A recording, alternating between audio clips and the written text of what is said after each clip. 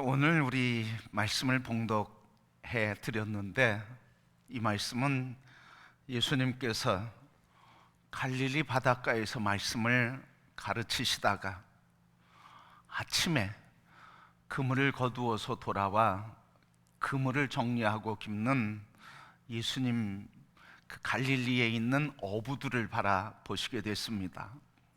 그래서 예수님께서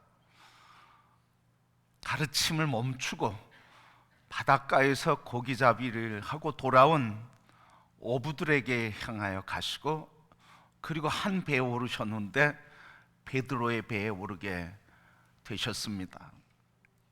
베드로의 배에 오르셔서 배를 좀 띄기를 청하시고 무리를 가르치시게 되었습니다. 무리를 가르치신 뒤에 예수님께서 베드로에게 그물을 바다 깊은 곳에 던져라, 그 말을 듣고 베드로가 바다 깊은 곳에 그물을 던졌더니 그물이 찢어질 정도로, 거둘 수 없을 정도로 많은 고기가 잡혀서 다른 동무의 배를 손짓해 불러 같이 두 배에 가득 채우게 되었다고 하는 말씀입니다. 그런데 일상적으로 이 장면을 본 베드로가 예수님 앞에 엎드려서 고백하는데, 그 예수님의 무릎 앞에 엎드려서 나는 예수여 선생님, 나를 떠나소서, 나는 죄인입니다.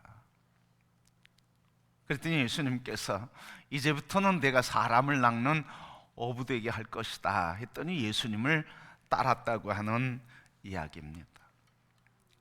자, 오늘 본문 말씀을 통해서 생각해 보고자 하는 것 한 가지는, 오늘 놀라운 일, 베드로에게 일어난 놀라운 일이 무엇인가 하는 말씀입니다. 베드로에게 일어난 놀라운 일은 두 가지였습니다. 하나는 물고기가 많이 잡혔다고 하는 것입니다. 여러분, 어부가 고기를 잡는데 물고기 많이 잡은 게 무슨 놀라운 일이겠습니까? 그런데 이 베드로는 예수님께서 말씀하시고 고기를 잡는 이 일을 통해서 두 배에 가득하게 잡게 되니 고기를 보면서 놀랐어요. 왜 그렇습니까? 그것은 자기 인생의 경험과 상식에 있을 수 없는 일이 일어났기 때문에 그렇습니다. 이 베드로는 어부요, 전문가였습니다. 그리고 고기는 언제 잡힐지, 밤에 잡지 낮에 아침에 잡지 않는다는 것도 경험적으로 알았습니다. 그리고 깊은 곳이 아니라 적당한 곳에 가서 고기가 있다고 하는 것도 알았고, 고기가 언제 어디에 있다고 하는 것도 경험상 알고 있습니다. 그러니까 자기의 경험, 자기의 상식, 일반적인 고기잡이의 이론, 그것과는 관계없이 많은 양의 고기를 잡았기 때문에 그것을 보고 놀랐다는 말씀입니다. 지금까지 이런 일은 들어보지도 못하고, 지금까지 이런 일은 자기가 경험해보지도 못하고 한 번도 못 봤던 일, 그러나 이런 일을 경험하고 나서 그가 놀랐다는 말씀입니다. 성도 여러분, 오늘 예수님이 계신 곳에는 우리의 상식을 깨트리고 우리의 경험을 깨트리고 우리의 이론을 깨트리는 하나님의 역사와 능력이 일어나는 것을 우리에게 보여주고 있습니다. 그러기에 예수님이 계신 곳에는 기적이 일어나는 것이고, 예수님 자신이 기적이요 표적이며, 예수님이 계신 곳에는 기적이 일어나니 우리의 인생의 풍랑일지라도 우리 인생에 주님이 계실 때 우리의 삶에는 주님이 이루시는 놀라운 일, 아름답고 놀라운 일들이 일어나고 그 일을 보게 되는 줄 믿습니다. 오늘 예수님이 계신 곳에 놀라운 일이 일어났는데, 예수님 생애를 보면 풍랑이 있는 갈릴리 바다, 그래서 물결이 쳐서 배가 침몰할 지경이 될지라도 예수님께서는 그 바람과 바다를 책망하셔서 잔잔케 해 주셨습니다. 또한 예수님께서는 있는 곳 만나는 사람들, 귀신 들린 사람의 귀신을 내쫓으시고, 어떤 병이든 병든 사람을 만날 때 그 병을 치료해 주시고, 어떤 환경에서든 예수님이 계신 곳에는 바로 예수님, 표적이신 예수님, 기적이신 예수님이 표적과 기적, 그리고 치유와 축사 사역을 이루면서 예수님 계신 곳에 늘 놀라운 일이 일어났습니다. 여러분, 예수님이 어디 계시다고 그러죠? 우리가 다 얘기하길 예수님 어디 계신데? 여기 계신데요. 그러면 여기가 무슨 장소입니까? 기적의 장소. 예수님이 계신 곳이 기적이 일어나는 장소. 그래서 우리 심령의 절망 속에서도 희망의 노래를 부르고, 우리 인생에 건널 수 없고 뛰어넘을 수 없는 장벽을 만날지라도 그것을 도전케 하고 물리치고 이기게 하시는 예수님의 능력, 바로 우리 안에 계신 예수님이 우리의 심령에 이 역사를 이루어 주시는 줄 믿습니다. 이 주님을 늘 모시기를 축복합니다. 이 주님을 바라보시길 바랍니다. 이 주님 안에 거하시게 될 때 우리의 인생에는 풍랑을 만날다 할지라도, 질병의 풍랑을 만날지라도, 그리고 우리 인생의 실패의 풍랑과 감정의 풍랑을 만날지라도 이 풍랑을 내 안에 계신 예수님으로 인해 이기게 되는 줄 믿습니다. 우리 추석에 가장 귀한 선물이 뭐겠습니까? 오국백과가 잘 있고 추수하고 우리 자녀들이 잘 되는 것 축복이죠. 그러나 더 놀라운 축복은 무엇입니까? 우리 안에 계신 그분으로 인해 우리 인생의 풍랑이 잠잠해지며 잔잔케 하며, 우리 인생의 풍랑에 주님이 치료와 치유의 역사를 이루시며 있는 곳마다 주님 안에서 우리에게 하나님의 능력과 기적이 일어나는 삶을 살게 하시는 주님이 내 안에 계신다고 하는 것이 기적인 줄 믿습니다. 이 주님을 붙들기를 축복합니다. 많은 사람들이 자꾸 껍데기를 보려고 그래요. 자꾸 그거 보고 비교합니다. 우리 가정은 저 가정과 비교해서, 우리 자녀는 저 자녀들과 비교해서, 내가 하는 일은 저 사람 하는 일과 비교해서 자꾸 껍데기, 외형적인 것, 이걸 비교하는 사람은 전혀 행복하지 않아요. 그런데 여러분, 내 안에 계신 주님, 그 주님이 계신 곳에 치유가, 축사가, 그리고 기적과 표적이 일어나고, 주님의 능력이 나의 삶을 일으켜 세우시며 상한 심령을 치료하고 소망으로 인도하며 병든 몸 그것을 이기게 하시고, 그리고 치료하시며 환경과 어떤 어려움 속에서도 우리를 승리케 하시는 부활의 주님을 믿고 그 주님을 만나는, 그분을 붙드는 모든 성도들은 항상 추석이고 명절이 되는 줄 믿습니다. 그래서 이 베드로가 본 첫 번째 놀라운 발견은 고기가 많이 잡혔다는 거예요. 상식적이지 않고 경험적이지 않고 일상적이지 않고, 그리고 그것을 넘어서서 하나님이 이루시는 일, 성도 여러분 가운데 이 일이 일어나기를 축복합니다. 두 번째 있는 기적은 뭘까? 놀라운 일은 무엇일까? 그 놀라운 일은, 진정 놀라운 일은 무엇일까? 진정 놀라운 기적은 베드로가 고기를 잡은 것, 그거 보고 놀란 것이 아니라 그걸 보고 죄인인 것을 발견하고 예수님 앞에 무릎을 꿇고 나는 죄인입니다, 나를 떠나소서. 말씀을 묵상하면서 누가 떠나면 됩니까 여러분? 베드로가 떠나면 되잖아요. 예수님 발 앞에 엎드려서 나는 죄인이다, 나를 떠나소서. 예수님 떠날 거 없잖아요. 자기가 떠나면 되잖아요. 그런데 여러분, 왜 못 떠났을까요? 오늘 이 말씀을 통해서 베드로는 왜 못 떠났을까? 그리고 베드로가 발견한 진정 놀라운 기적은 바로 죄인이라고 하는 자기 존재의 실체를 보게 된 거예요. 우리 모두 다 죄인이라고 얘기하죠. 그리고 그걸 고백해요. 근데 그것이 얼마나 우리에게 놀라운 일인지 그것을 우리가 잊어버릴 때가 너무 많아요. 그리고 또 자기 존재에 대한, 실체에 대한 죄인됨을 인정하지 않은 경우도 많아요. 여러분, 죄인임을 발견하고 자기 존재의 실체를 발견하고 그것을 입으로 고백하고 나는 죄인입니다, 엎드려서 나를 떠나소서, 이 고백이 왜 놀라운 일일까요? 하나님의 모든 역사는 여기서부터 시작되는 거예요.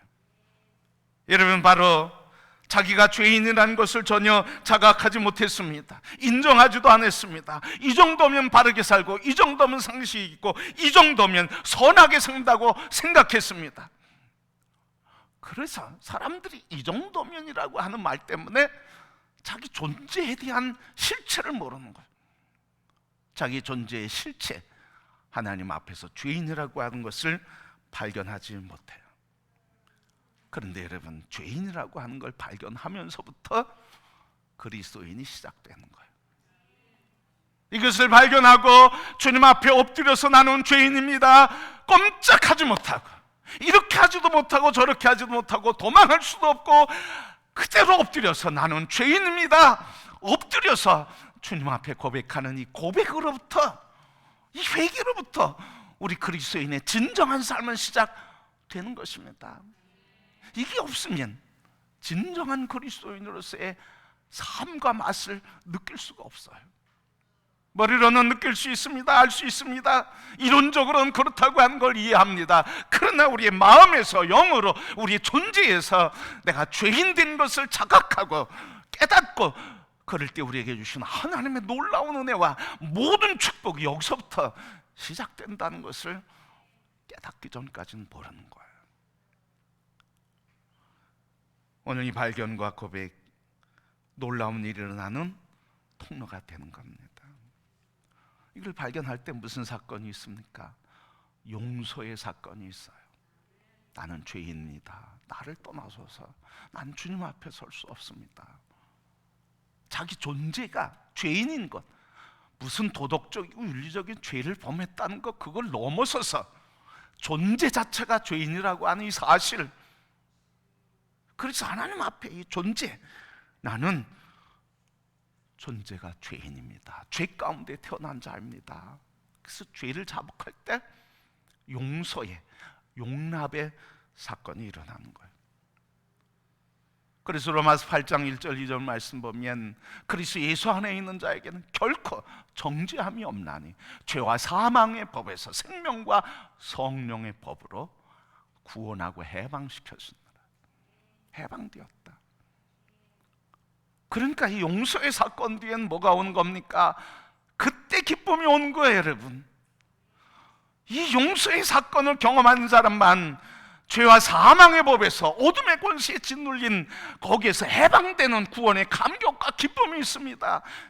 이게 그리스도인의 기쁨이요, 이게 하나님의 기쁨이요, 이게 교회의 기쁨이요, 이게 우리 성도의 기쁨인 줄 믿습니다.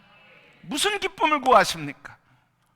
오직 그리스도 안에 있는 하늘의 하나님께서 우리의 죄를 용서해 주시고 정죄함이 없이 죄와 사망의 법에서 우리를 벗어나고 자유케 하고 구원하시니 해방이야말로 우리가 누릴 수 있는 가장 극치의 기쁨이요, 감격이요, 감동인 줄 믿습니다.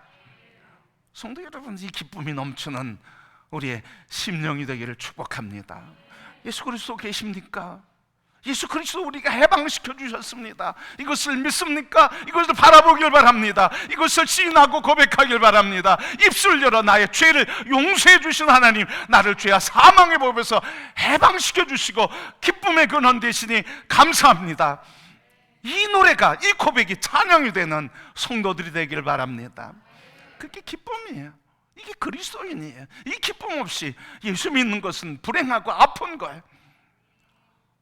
그래서 예수 그리스도 죄를 고백할 때 용서의 사건이 일어나는 거예요. 그 다음에 어떤 사건이 일어납니까? 죄를 고백하면 그때 주님이 우리에게 너는 내가 십자가에서 내 죄를 용서해 주었다고, 그래서 너는 의로운 자라 칭의해 주시는 거예요. 칭의요. 넌 의로웠어. 내가 다 용서해 줬어. 넌 의로운 자야. 칭의의 사건, 의롭다고 인정해 주시는 걸. 그리고 우리에게 뭐라고 하십니까? 이제부터 넌 내 자녀야. 입양의 사건이 일어나는 거죠. 입양의 사건이 일어나서 자녀의 권세를 갖게 되는 거예요. 요한복음 1장 12절 말씀, 영접하는 자, 곧 그 이름을 믿는 자에게는 하나님의 자녀가 되는 권세를 주셨으니. 여러분, 구원의 기쁨과 감격이 여기 넘치고 우리를 의롭다 인정해 주시고 자녀의 권세를 주셨으니 여러분, 얼마나 존귀한 자입니까? 여러분, 한 분 한 분 세상에선 뭐라 할지라도, 세상에선 뭐라 평가할지라도 하나님은 여러분을 내 자녀라고 말씀하시며 내 권세를 네게 맡긴다고 권세 있는 자로 우리를 존귀케 하시고 하나님의 은총을 베풀어 주시고 그 은혜를 받은 존귀한 자임을 믿습니다. 그 존귀한 존재인 것을 보시길 바랍니다. 자꾸 미워하지 마세요. 여러분, 학대하지 마세요. 여러분 자신을 학대하거나 미워하거나 절망하지 마세요. 이루지 못한 그 작은 일 하나 때문에, 도달하지 못한 그 목표 때문에 여러분 얼마나 우리 자신을 학대합니까? 학대하지 마세요. 미워하지 마세요. 싫어하지 마세요. 그리스도 예수 안에서 사함받은, 그래서 자녀로 인정해 주시고 인침받은, 칭의해 주신 자녀된 존재를 감사하며 믿음으로 그것을 받아들이게 될 때 하나님께서 우리의 삶을 어떻게 하십니까? 그 다음에 새로운 피조물 되게 하시는 개조의 사건이 일어나는 거예요. 새로운 피조물. 그리스도 안에 있는 자는 이와 같은 역사가 일어나는 겁니다. 이게 무엇으로부터 시작되는 거예요? 나는 죄인입니다. 존재의 죄인됨을 자각하고 그 죄인됨으로 인해 내가 어찌할 바 몰라 주님의 무릎 앞에 엎드려서 나는 죄인입니다. 나를 떠나소서. 나를 죽여주소서. 이 고백으로부터 하나님의 모든 복은 우리에게 임하게 되는 줄 믿습니다. 그러니까 가장 귀한 발견이 뭐예요? 내가 죄인이라는 발견이에요. 왜 갈등이 있습니까? 왜 문제가 있습니까? 왜 아픔이 있습니까? 다 그 밑바탕엔 뭐예요? 내가 옳다고 하는 생각 때문에 다 갈등이 있는 거예요. 그런데 내가 죄인이지, 내가 잘못했지, 내가 미안하지, 내가 부족했지, 이러면 화평이 있는 거예요. 여러분, 이 복음이 우리의 가정에, 명절의 가족의 만남 속에서 서로 축복이 되고, 이 고백이 우리의 신앙이 돼서 우리 만남이 영적 공동체 회복의 역사가 일어나기를 소원합니다. 그래야 가정이 만나도 행복하잖아요. 여러분, 이렇게 될 때 우리를 하나님 새롭게 하시는데 어떤 사람으로 우리를 새롭게 하십니까? 요한복음 15장 15절 말씀 보면 내가 너를 친구로 하였노니. 아니, 예수님이 우리 회개한 사건 때문에 자녀 삼아 주시고 그것 때문에 우리에게 새로운 피조물 되게 하시는데 우리를 친구라고 부르시는 거예요. 외로워 많은 사람들이 외롭습니다. 왜요? 친구가 없으니까. 그 예수님이 우리를 향해 내가 너를 내 친구라고 불러. 너는 내 친구야. 여러분, 주님이 오늘 우리를 향해 부르시는 이 음성이 들려지길 바랍니다. 왜 친구로 삼아주신다고 그랬어요? 요한복음 15장 15절 16절 말씀 보면 왜 친구로 삼아주시는지 하나님께서 예수님에게 알려주신 것을 다 너에게 알려주고 싶어서, 알려주기를 원해서 친구 삼아주셨대.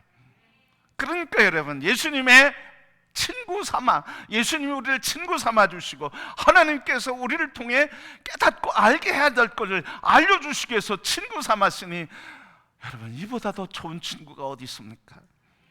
오늘 우리 예배 전에 찬양하는 때 예수 친구, 나의 좋은 친구, 이보다 더 좋은 친구가 어디 있을까? 우리를 이렇게 만들어주시는 거예요. 친구로 만들어주시는 거예요. 베드로에게 뭐라고 그랬습니까? 신앙 고백하는 거 하나 때문에 내가 너에게 천국 열쇠를 준다.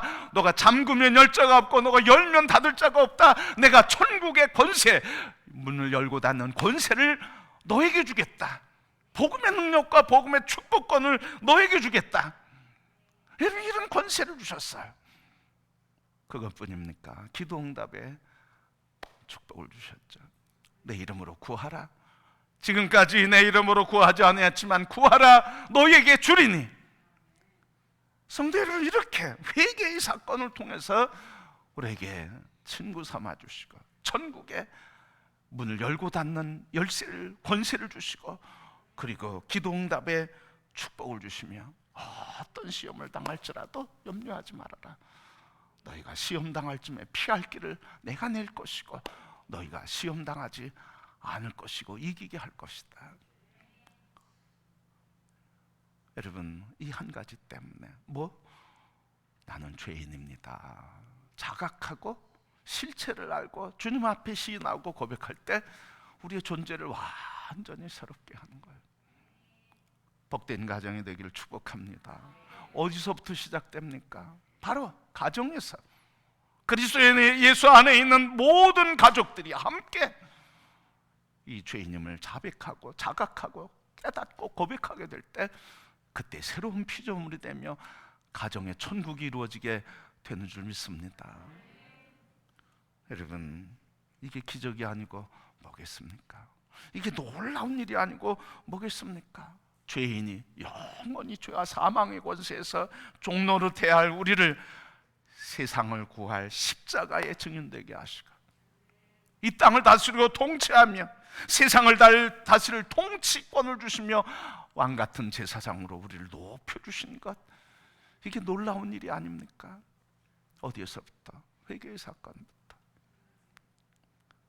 그리스도 안에 내가 죄인이라는 것을 발견하고 고백한 우리는 어떤 사람입니까? 우리가 죄인임을 고백하고 자백하고 하나님 앞에서 나를 떠나소서 나는 죄인입니다 고백하며, 그래서 그 고백의 은혜로 우리를 자녀 삼아주신 하나님의 은혜, 이 은혜 안에서 우리는 어떤 사람이 됐습니까? 세상을 이기는 자가 됐습니다. 마귀의 권세를 통치하고 물리치는 자가 됐습니다. 이 땅을 다스리는 통치권을 받았습니다. 예수님은 여러분 한 분 한 분을 통해서 이 역사를 이루는 존귀한 자로 세워주셨습니다. 베드로는 예수님 앞에서 고백한 이 죄인입니다 고백하는 이 한마디 때문에 수제자가 됐어요. 그런데도 계속 예수님의 마음을 아프게 해도 이 고백 때문에 예수님은 끝까지 그를 세워주셨어요. 그러기에 여러분, 우리가 실수할 수 있습니다. 믿음으로 뜨겁게 살다가 낙심하고 추락할 때도 있습니다. 그러나 나는 낙심하고 떨어졌을지라도 주님은 우리를 향해 낙심하지 않으며 우리를 손 놓지 않으시고 우리를 끝까지 부르시고 낙심한 자리까지 찾아오셔서 우리를 세워 존귀케 하시며, 이 땅 내가 너를 통해 내 나라를 이루기 원한다고 말씀하시며 그 나라의 존귀한 자로 세워주신 줄 믿습니다.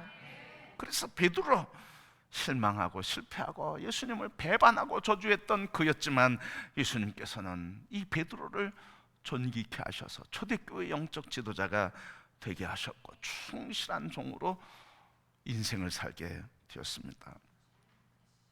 그러면 여러분, 마지막으로 어떻게 이런 삶을 살 수 있었을까? 어떻게 이런 회개의 사건이 일어났을까? 다른 거 없어요. 예수님 말씀을 전하실 때 베드로와 그 일행들은 바닷가에 있었습니다. 그물을 싣고 깁고 있었습니다. 말씀을 들을 수가 없었습니다. 그런데 예수님께서 말씀을 전하신 걸 멈추시고 베드로에게 찾아오셔서 베드로의 배를 띄우시고 거기서 가르치셨어요. 왜? 베드로야 들어라. 내 말을 들어라. 그래서 베드로를 배에 태우시고 그물 깃문을 중단시키게 하시고 배에서 예수님께서 말씀을 가르치시고 다 가르치신 뒤에 말씀하신 거예요. 오늘 말씀을 보니까 말씀을 마치시고 4절 말씀을 마치시고 시몬에게 이르시되 깊은 데로 가서 그물을 내리고 고기를 잡으라. 그랬더니 어떤 사건이 일어났어요? 베드로가 뭐라고 고백합니까? 5절 말씀, 선생님 우리가 밤새도록 수고하였지만 고기를 한 마리도 잡지 못했으나 무엇을 의지해? 말씀을 의지하여 그물을 내리리이다. 여러분, 이게 무슨 말인가요? 내가 수고하고 땀 흘리고 상식적으로 고기 잡는 방법을 다 동원했지만 안 됐습니다. 나는 이 배의 전문가요, 바다의 전문가입니다. 그런데 내 상식과 내 이성과 논리에 맞지 않고 경험에 맞지 않지만 예수님의 말씀에 따르겠습니다. 나를 내려놓고 나의 주장을 꺾고 나는 없고 예수님 말씀만 붙들고 예수님 말씀에만 붙잡힌 거예요. 그러니까 진정한 회개는 언제 일어나는 겁니까? 나 깨어지고 부서지며 말씀을 들을 때 그 말씀이 나를 붙잡고 그 말씀이 이제부터는 어로 사업의 자기 인생의 생업의 기준이 되는 거예요. 내 상식 가지고 했던 것 끊고 멈추고 이제 예수님 말씀이 기준되고 삶의 표준이 돼서 말씀대로 살아가는 거예요. 말씀을 들을 때 이 사건이 일어났습니다. 말씀 곧 하나님의 성령이 임하실 때 이 사건이 일어난 겁니다. 그런데 말씀을 듣지 않고는 성령의 역사가 일어날 수가 없어요. 말씀을 들을 때 그 말씀이 내 마음을 그리고 내 생각을 내 인생을 깨고 부수고 나는 아무 존재도 아니라고 하는 것을 가르쳐주고 있는 거예요. 그런데 많은 사람들이 실수합니다. 무슨 실수를 합니까? 뭐 보고 흥분하죠? 사람들은 흥분을 하는데 뭐 보고 흥분합니까? 고기잡이 한 거 보고 흥분해요. 사건이 일어난 거 보고 흥분해요. 2배 가득한 거 보고 흥분해요. 성공하고 사업으로 성공하고 그리고 물질로 복받은 것 가지고 그것 가지고 놀라고 그것 가지고 자랑하고 그것 가지고 이적이라고 해요. 베드로는 그것을 보면서 그것을 본 게 아니라 그 역사를 주관하신 주님을 본 줄 믿습니다. 여러분, 여러분의 삶에 주신 하나님의 복이 있습니다. 그것에 멈추고 그것에 붙들리지 말고 그 배후에 역사하시는 전능하신 예수 그리스도 안에서 하나님을 보시기를 바랍니다. 이걸 보는데 너무 많이 실패해요. 이걸 못 보니까 복 주고 복 주는 것에 너무 흥분되다 보니까 복이 없어지면 낙심하고 절망하고 그리고 예수님도 떠나고 믿음도 떠나. 그런데 여러분, 베드로는 오늘 물질의 성공, 사업의 성공, 인생의 성공 그것에 취하지 않았어요. 그것을 이루신 하나님, 그것을 이루신 전능하신 분을 발견하고 엎드려서 나는 죄인입니다 그렇게 고백하며 그때 주님께서 내가 너를 사람 낚는 오브디어 이 땅에 내 나라를 이루는 통치자로 내가 너를 세운다. 여러분, 오늘 바로 말씀을 들을 때 상식이 깨지고 나의 인생의 기준과 가치관이 새로워지고 성령의 기름 부으심으로 인하여 아무것도 없었지만 내가 주님 말씀만 붙들고 가겠습니다. 내가 밤새 잡았는데 무슨 말씀을 하십니까?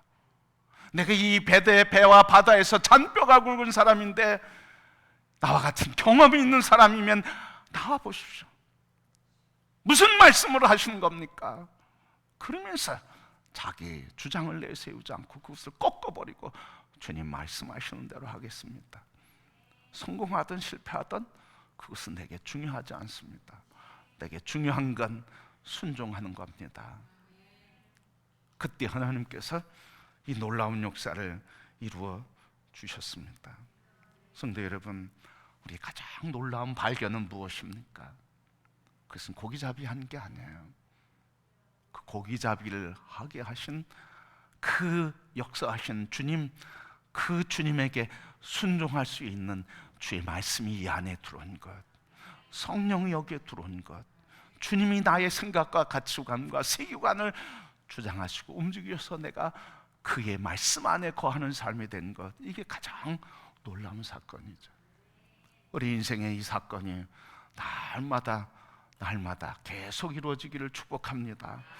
주님이 내 안에, 내가 주님 안에 거함으로, 주님 말씀이 내 안에, 내가 주님 말씀 안에 거함으로 말씀하옵소서, 말씀하신 대로 하겠습니다 하며 주님의 영광과 기적과 역사를 통해 살아계신 주님을 이 세상에 전하는 증인들이요, 그리고 그 권세를 가진 하나님의 부름받은 자들로서 이 땅에 예수 그리스도의 이름을 높이 증거하며 천국 열쇠의 권세를 갖고 세상의 축복의 통로가 되는 우리 모든 성도 되기를 주님의 이름으로 축복합니다.